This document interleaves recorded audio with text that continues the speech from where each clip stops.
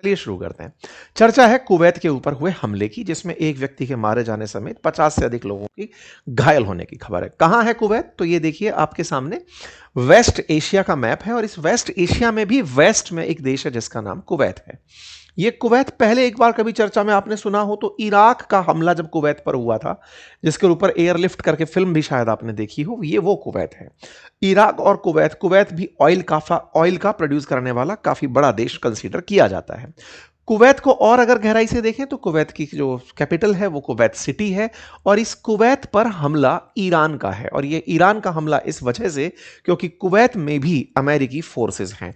Kuwait के साथ साथ एक और देश आप देखें जिसकी राजधानी है मनामा, नाम है बहरेन, इस पर भी ईरान का हमला हुआ है। अब तक टोटल हमले में कुवैत में 7 लोगों की मौत हो चुकी है। बहरेन में अब तक 3 लोगों की, जब से यह युद्ध शुरू हुआ है, मौत हो चुकी है। ताजा जो कुवैत पर हमला हुआ है, अब इसके बारे में जान लेते हैं। इसके अनुसार जो पीएससीए के प्रवक्ता हैं, यानी कि public authority for civil aviation of Kuwait, उनके अनुसार एयरपोर्ट पर यह जो हमला हुआ ये ईरान के ड्रोन के थ्रू हुआ था। ये ईरान के ड्रोन की लाइव फुटेज भी इन्होंने जारी करी, जो आप लोग यहां पर आते हुए देख रहे हैं। इसका मतलब यह साफ है कि यह हमला टारगेट करके किया था। क्या यहां पर कोई डिफेंस सिस्टम नहीं था? न्यूज पता चल रही है कि 30 से अधिक ऐसे ड्रोन्स और मिसाइलें थी जिन्हें न्यूट्रलाइज कर दिया गया, लेकिन जो बच गई उसने इस तरह का हमला और नुकसान पहुंचा दिया। सवाल बड़ा है कि साहब इसके अलावा बहरेन पर भी हमला हुआ है। बहरेन के हमले के पीछे की क्या कहानी है? सेम ईरान का हमला था, लेकिन इस बार हमला यूएई के ऊपर, सऊदी के ऊपर जब नहीं हुआ तो तमाम प्रकार के प्रश्न उठने लगे कि यह क्या तरीका था। मतलब इन दो देशों को सेलेक्टिवली क्यों चुना गया? कतर पर, यूएई पर, सऊदी पर क्या वो लोग सांठगांठ बिठा चुके हैं? क्यों इस पर इतनी बड़ी संख्या में हमले हुए? तो इसके पीछे की कहानी जान लीजिए कि सवाल यह है कि अल्टीमेटली ये जो हमले हैं ये इन्हीं जगहों से अमेरिका ने इस पर हमले किए ऐसे आरोप के साथ हुए हैं। जब ईरान से पूछा गया कि आप लोगों ने क्या ये हमले किए, तो उसने कहा नहीं, हमने हमले नहीं किए, अमेरिका का पैट्रियट मिसाइल सिस्टम फेल हो गया, इस वजह से यह हमला हो गया। मतलब बोले अमेरिका जो पैट्रियट मिसाइल सिस्टम लगाकर इन देशों की रक्षा करता है, हमने चलाई थी मिसाइलें, अमेरिका का सिस्टम फेल हो गया। हमारा तो क्या है जी, हमारी तो मिसाइलें थी, आसमान में उड़ रही थी, अब पड़ गई इनके पास जाकर क्योंकि अमेरिका इनकी हिफाजत नहीं कर पाया। हमने हमला नहीं किया, हम तो बस ये बता रहे हैं अमेरिका फेल मार गया। खैर, गल्फ की सभी कंट्रीज ने इसको स्ट्रांगली कंडेम किया, इंक्लूडिंग इंडिया। इंडिया का व्यक्ति मरा तो इंडिया ने भी इसे कंडेम किया और एडवाइजरी जारी करी। भारत की तरफ से घायलों से मुलाकात करने के लिए जो हमारे प्रतिनिधि हैं वो भी वहां गए। तो ईरान ने कुल मिलाकर के कुवैत के हमले को एक प्रकार से अमेरिकी फेलियर करार दे दिया और इसमें चर्चा निकल कर आई कि अमेरिका वालों ने कुछ दिन पहले ही, असल में हुआ यह था कि कल के दिन ही अमेरिका ने भी ईरान के एक आइलैंड पर हमला किया था। अमेरिका का ये जो हमला हुआ था ना, इसी के चलते ईरान की आईआरजीसी ने रिटेलिएट किया था और वो रिटेलिएशन अमेरिका के पैट्रियट के फेलियर के रूप में दुनिया के सामने रखा कि देखो इनकी anti ballistic missile system, drone को रोकने के लिए लगे हुए जो सिस्टम है वो फेल हो रहे हैं। इसके पीछे का कहानी क्या है? कहानी ये है कि हुआ ये कि एक ईरान का आइलैंड जिसका नाम है कासिम आइलैंड और एक खर्ग जिसकी खूब चर्चा अपन ने करी है। कासिम आइलैंड जो है वो हारमुज के अंदर है। हारमुज में 7 आइलैंड हैं। तो स्टेट ऑफ हारमुज में जो कासिम आइलैंड है ना, यहां पर इन्होंने दूर संचार के सिस्टम लगाए हुए हैं ईरान वालों ने, और इसी आइलैंड के भीतर की तरफ टनल्स में, ऐसा कहते हैं कि इन्हीं आइलैंड्स के भीतर टनल्स में वेपन्स भी रखे हुए हैं और जो बोट्स हैं जो कि हनी बी टाइप से मतलब पानी में बहते बहते जाती हैं और जाकर के जहाजों पर हमला करती हैं, वो भी इसी की ही गुफाओं के अंदर रखी हुई हैं। तो कासिम आइलैंड पर अमेरिका ने अभी हमला किया था और उसके पीछे कारण बताया गया कि अमेरिका ने खर्ग आइलैंड से आते हुए किसी जहाज को निशाना बनाया था। आपको याद होगा कि अमेरिका यहां पे ब्लॉकेड लगाकर बैठा हुआ है। ब्लॉकेड का मतलब है कि कोई भी ईरान का जहाज हम पानी में नहीं चलने देंगे अगर वो तेल पानी कुछ भी लेकर जा रहा होगा।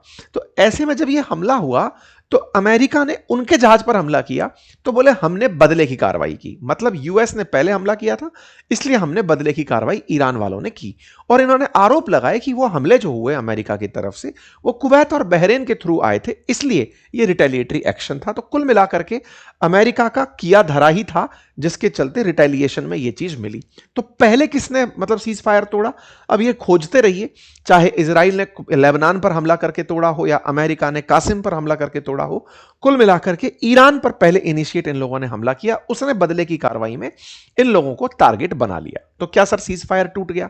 देखिए सीज फायर तो उसी दिन टूट गया था जिस दिन ट्रंप को ईरान ने यह जवाब भेज दिया था। हमने इस पर एक डिटेल सेशन किया अंकित इंस्पायर इंडिया पर 2 दिन पहले, जब ट्रंप ने नेतन्याहू को फोन पे हड़काया, कहा कि भैया ये तुम जो कर रहे हो ना ये ठीक नहीं है, लेबनान में एंट्री कर जा रहे हो बिना किसी प्रोटोकॉल को, हमें बिना बताए लेबनान में हमले कर रहे हो, जो हमारी शर्तें हैं सीज फायर की वो तुम वायलेट कर दे रहे हो भाई, अगर मैं तुम्हें नहीं बचाऊंगा तो तुम्हारे ऊपर मुसीबत आ जाएगी। उसके बावजूद भी ये बातें ट्रंप कहते रहे कि नहीं नेतन्याहू मान गए हैं, लेकिन सही मायने में इजराइल ने साफ साफ इनकार ट्रंप की बातों को मानने से फिलहाल किया हुआ है कि हम अपने हितों का ख्याल रखेंगे, अमेरिका के कहने से हम नहीं चलेंगे। तो हुआ ये कि ईरान ने कहा जब इजराइल आपकी बातें नहीं सुन रहा है तो आप हम पर तो मत ला दिए कोई बात, हम पर अगर आप हमला करेंगे तो हम बदला देंगे। तो कुल मिलाकर के ये हमला बदले की कार्रवाई के तहत हुआ है। अब सवाल है अमेरिकी स्टैंड का। तो देखिए अभी क्या मार्को रूबियो का एक बयान वायरल हो रहा है, जिसमें मार्को रूबियो को हाउस के अंदर जानकारी पूछी गई कि साहब क्या है आपका स्टेटस, क्या वॉर खत्म हो गई है?